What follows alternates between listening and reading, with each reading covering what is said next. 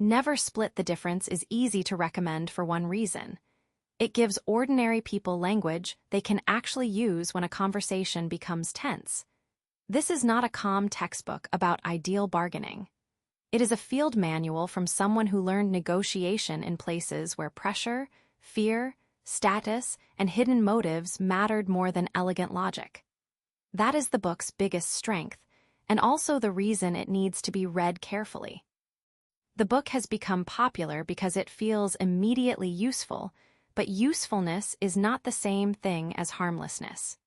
This review is about both sides, why the book is genuinely valuable, and where a reader should slow down.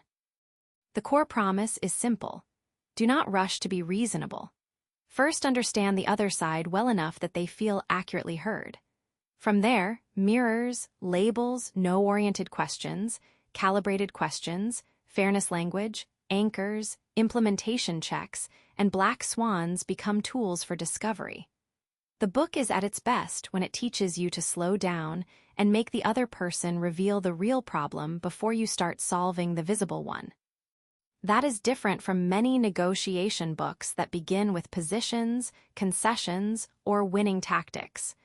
Is more interested in the emotional weather of the room. Who feels cornered? Who needs control? Who is hiding a constraint? The first strength is practicality. A lot of business and self-improvement books leave you with attitudes. This one leaves you with sentences. Mirror the key phrase. Label the emotion. Ask, how am I supposed to do that? Invite a safe no. Test whether a yes is real. Those moves are memorable because they are small enough to practice in an email, a sales call, a salary conversation, or a family argument. The book does not require you to become charismatic. It asks you to become more observant. That makes the advice unusually portable. You can try one mirror or one label without rebuilding your whole personality. The second strength is emotional realism. Understands that negotiation is rarely just numbers. People defend status, fear blame, avoid embarrassment, hide constraints, and react to tone before they react to evidence. That is why the book's best idea is tactical empathy, not soft agreement, not surrender, accurate recognition. When the other side feels named correctly, they often become less guarded, and the conversation finally becomes more honest. This matters because many failed negotiations fail before the proposal is judged. The other person hears disrespect, pressure, or danger, and the facts never get a fair hearing. The third strength is preparation. The book keeps pushing you to think about the other person's world before you speak.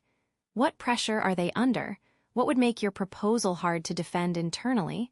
What hidden stakeholder matters? What loss are they afraid of? This is where the book becomes more than a bag of tricks. It teaches a habit of entering hard conversations with better hypotheses. I think this is the most underrated value of the book. The phrases are useful, but the preparation habit is what prevents you from solving the wrong problem confidently. A good negotiation starts before the meeting. But the book has real limitations. The first is that the techniques can become mechanical. If someone copies the phrases without listening, the method quickly turns into theater. A mirror can sound like a gimmick. A label can sound patronizing. A calibrated question can sound like a trap. The book works only when the tool is serving genuine attention, not replacing it. This is the danger with any memorable framework. The easier a phrase is to remember, the easier it is to overuse. If the other person senses a script, trust can drop instead of rise. The second limitation is the dramatic setting. Hostage negotiation stories make the lessons vivid, but they can also make everyday readers. A vendor call, a hiring discussion, a marriage disagreement, and a customer complaint do not need crisis energy. The useful transfer is not the drama. It is calm voice, careful listening, and disciplined questions.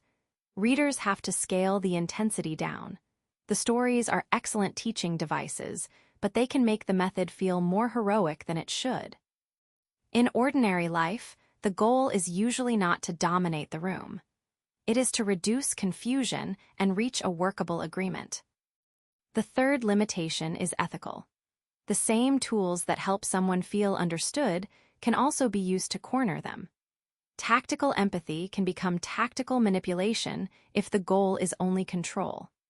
The book does warn against shallow cleverness, but the reader still has to supply a moral boundary. Use these tools to uncover reality and make better agreements, not to pressure weaker people into outcomes they would reject if they understood the full situation. That boundary matters most when there is a power imbalance. A boss, a seller, a parent, or a negotiator with more information can use calm language in ways that still feel unfair. So who should read it? If you manage people, sell, buy, negotiate contracts, handle clients, ask for raises, resolve disputes, or regularly face tense conversations, read it. The return is high because you will use the tools repeatedly. If you only want the big idea, you can skim for mirrors, labels, calibrated questions, no-oriented questions, and the model.